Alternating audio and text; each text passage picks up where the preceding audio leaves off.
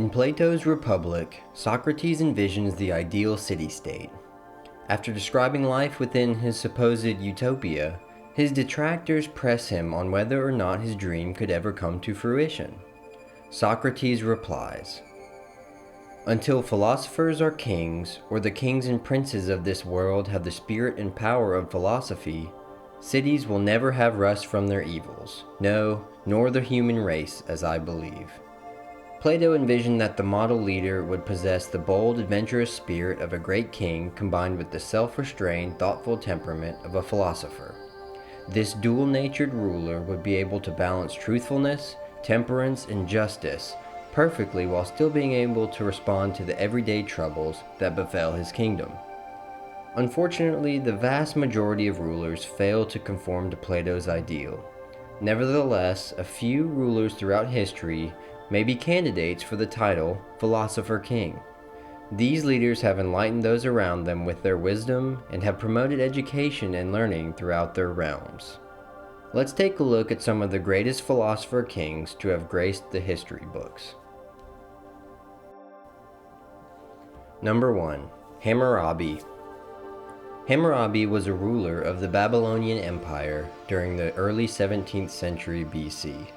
The most ancient ruler on our list, he is also the most mysterious. However, one major accomplishment that Hammurabi is still remembered for is his list of laws, named the Code of Hammurabi. The Code of Hammurabi is the best preserved legal text from the ancient Middle East. Written in the ancient language of Akkadian, the common dialect of Babylonians, the code could be read by any literate citizen.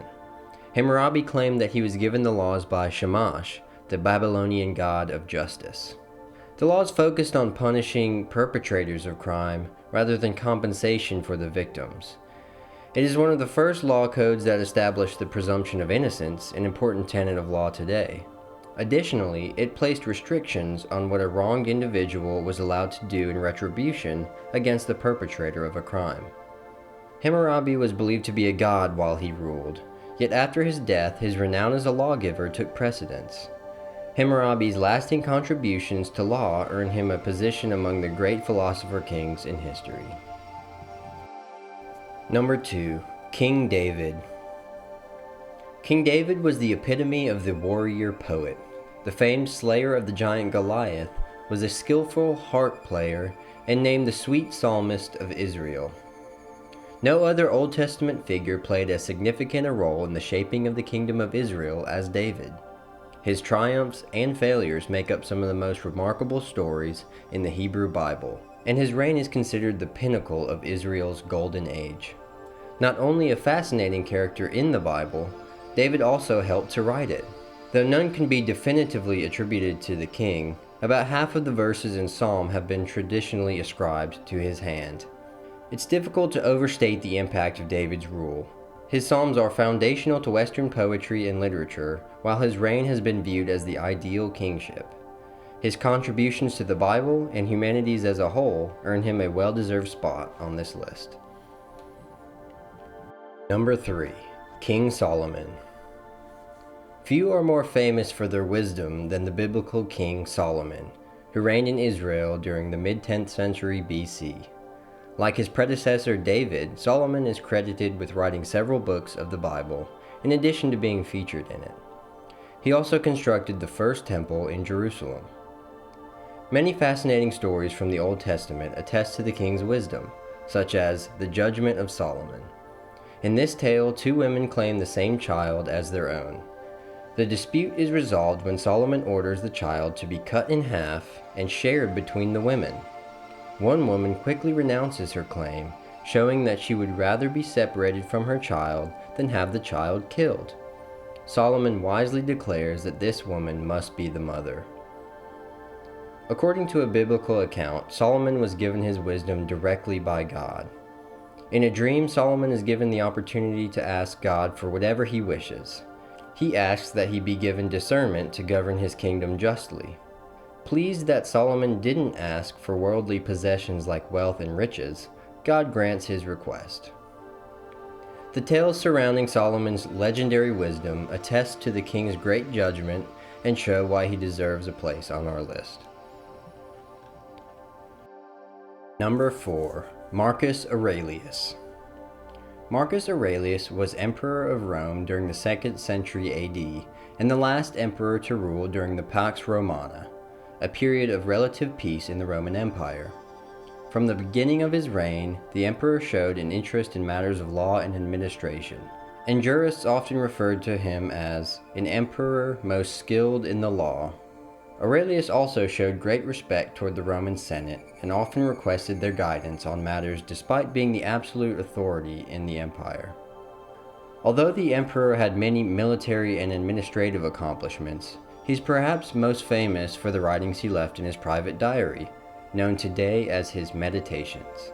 Meditations is often considered the epitome of Stoic philosophy, though Aurelius draws on multiple schools of thought in the work. Marcus Aurelius's just rule and lasting contributions to literature and philosophy through his work Meditations secure him a position as the archetypal wise ruler. Number 5. Charlemagne. Charlemagne is regarded as one of the most influential kings to ever rule. He was crowned Holy Roman Emperor by the Pope in 800 AD, uniting most of Western Europe under one banner for the first time since the Roman Empire. Under Charlemagne's leadership, Europe was pulled from the Dark Ages into what is known as the Carolingian Renaissance, a series of educational, political, and cultural reforms that rekindled a spirit of scholarship and artistry across the West. Not only a champion of public reform, Charlemagne worked to better himself on a personal level. Contemporary sources close to the king, notably his advisor Einhard, record that one of Charlemagne's interests was education.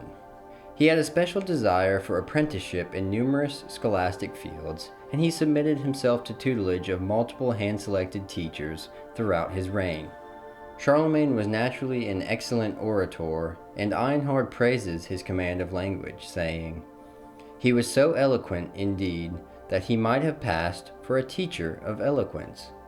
Building on this, the king expanded his repertoire by learning Latin and Greek fluently. In addition to foreign languages, he studied grammar, rhetoric, dialectic, and astronomy. The king attempted writing late in his life. According to Einhard, he used to keep tablets and blanks in bed under his pillow, that at leisure hours he might accustom his hand to form the letters. Unfortunately, despite his best efforts, he never fully cultivated this skill. At mealtimes, he often listened to readings of histories and the great deeds of men of old. Einhard claims that the king had a special affinity for St. Augustine's writings, and especially the City of God. Charlemagne's pursuit of personal improvement, as well as his management of cultural reforms, make him one of the great philosopher kings of the Middle Ages. Number 6. Alfred the Great. Alfred the Great ruled the Anglo-Saxons during the late 9th century and enjoyed an excellent reputation as a learned, level-headed, and merciful king. Although often distracted by Danish incursions, the king oversaw considerable administrative and educational developments throughout his kingdom.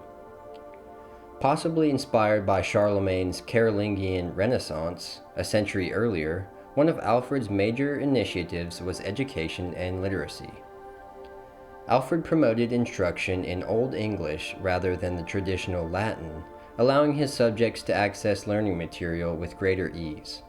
One way that Alfred did this was by inviting foreign scholars to instruct him in Latin so that with their aid, he could translate prominent Latin works into English.